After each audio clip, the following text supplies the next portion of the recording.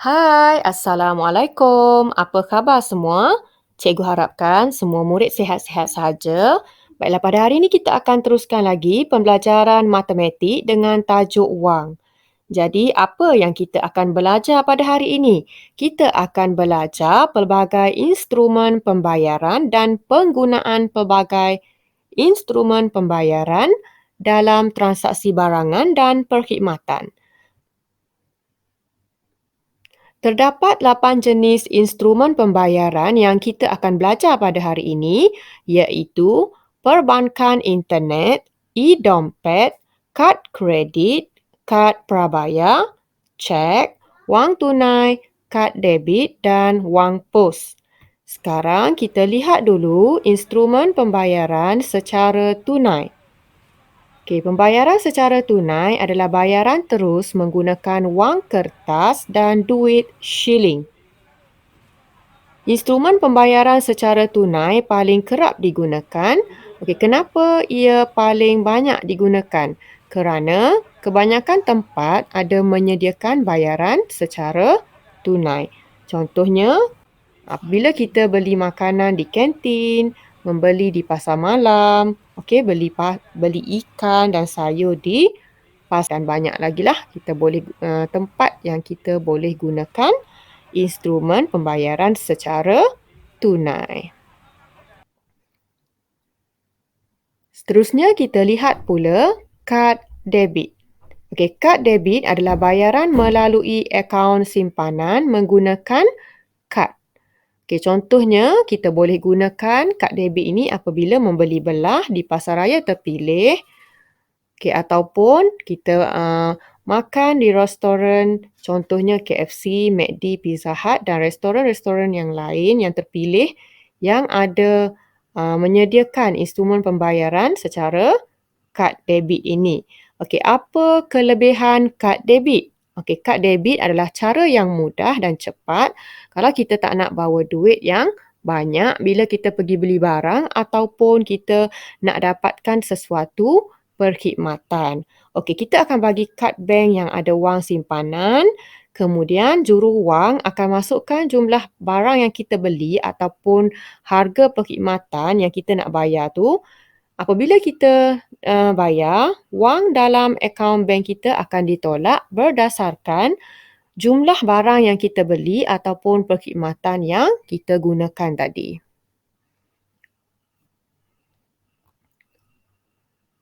Seterusnya kita lihat pula kad kredit. Okey, kad kredit ni adalah kita belanja dahulu dan bayar kemudian kepada bank dan pengeluar kad seperti pasaraya. Contohnya, kita boleh gunakan kad kredit ni apabila membeli belah dekat pasaraya ataupun makan dekat sesuatu restoran. Contohnya macam KFC, McD, Pizza Hut dan banyak lagi lah tempat yang kita boleh gunakan kad kredit. Okey, apa beza antara kad kredit dengan kad debit tadi tu? Macam sama saja kan? Okey, dia sebenarnya berbeza. Okey, apa beza dia? Okey, beza dia adalah kad kredit, kita beli barang secara berhutang. Kita bayar kemudian. Sama ada kita nak bayar secara ansuran, bayar sikit-sikit ataupun kita boleh bayar sekaligus. Okey, tetapi kad debit, kita beli barang guna duit yang ada dalam akaun kita. Okey, beza dia itulah. Kad kredit kita berhutang, kad debit kita beli barang guna wang yang ada dalam akaun simpanan kita. Okey, sebolehnya kita elakkanlah penggunaan kad kredit ni sekiranya kita ada wang yang cukup. Gunakan wang. Kerana kad kredit ni dia ada mengenakan faedah sekiranya kalau kita lambat bayar. Baiklah, sekarang kita lihat pula perbankan internet. Perbankan internet adalah transaksi pembayaran dan perkhidmatan melalui akaun dalam talian menggunakan internet. Kalau kita ada internet, baru kita boleh buat perbankan internet. Sekarang ni dah ada banyak bank yang menyediakan perkhidmatan perbankan internet. Contohnya seperti yang cikgu tunjuk dalam gambar ini, bank-bank yang ada menyediakan perkhidmatan perbankan secara internet. Okey, kat sini kita dapat lihat contohnya Maybank Tuju, iRakyat, CIMB Clicks dan banyak lagi lah. Okey, contohnya apa kegunaan perbankan internet ni kita boleh guna untuk bayar bil air, bil elektrik, kemudian kita nak beli barang, tak kiralah dekat mana, sama ada kita nak beli barang dekat Shopee ke, dekat Lazada atau website-website membeli belah yang lain. Okey, selain daripada itu, kita boleh beli makanan melalui Foodpanda ataupun GrabFood. Kemudian kita juga boleh menderma pun boleh melalui perbankan internet. Sekarang ni kita nak bayar yuran pun kita boleh gunakan perbankan internet. Okey, perbankan internet ni ianya lebih mudah dan pantas. Kita tak perlu beratur panjang-panjang untuk ambil duit di bank. Seterusnya, e-dompet. Okey, e-dompet adalah pembayaran tanpa tunai menggunakan aplikasi dalam peranti elektronik. Okey, untuk gunakan perkhidmatan e-dompet ini, kita perlu muat turun aplikasi e-dompet. Contohnya GrabPay, Boost, Touch and Go. Okey, kemudian kita masukkan duit dalam tu, transfer duit dalam tu.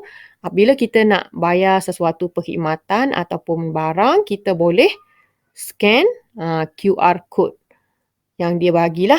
Okey, kemudian apa kelebihan e-dompet ini? Kelebihan dia adalah kita tak perlu bawa wang tunai. Kalau kita tertinggal wang, kita boleh gunakan e-dompet.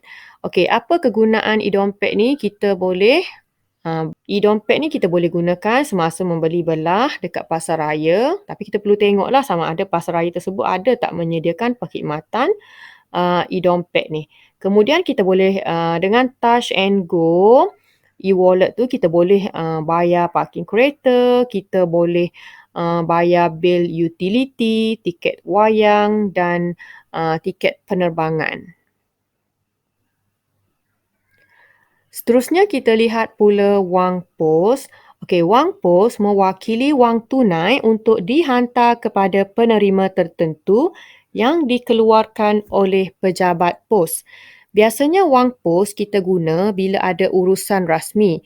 Contohnya kalau berurusan dengan kerajaan. Kita nak buat bayaran sesuatu ke pejabat kerajaan, biasanya kaedah pembayaran melalui wang pos ni kita guna. Okey, apa kelebihan wang pos ni?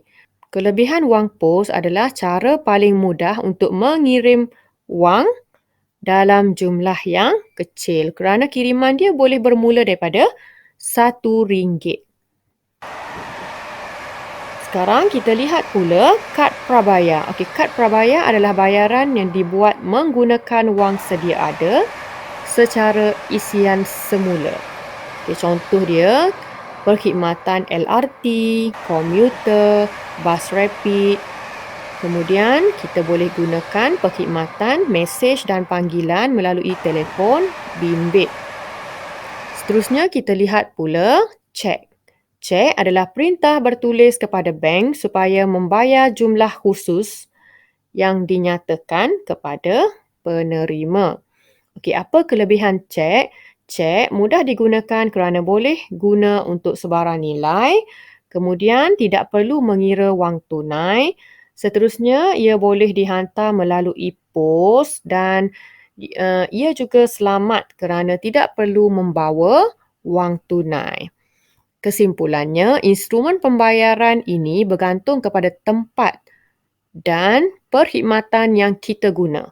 Jadi kita perlu tahu jenis instrumen yang perlu digunakan supaya lebih senang untuk kita rancang bagaimana cara kita nak buat pembayaran. Okey, jadi itu sahaja perkongsian cikgu pada hari ini. Terima kasih dan jumpa lagi.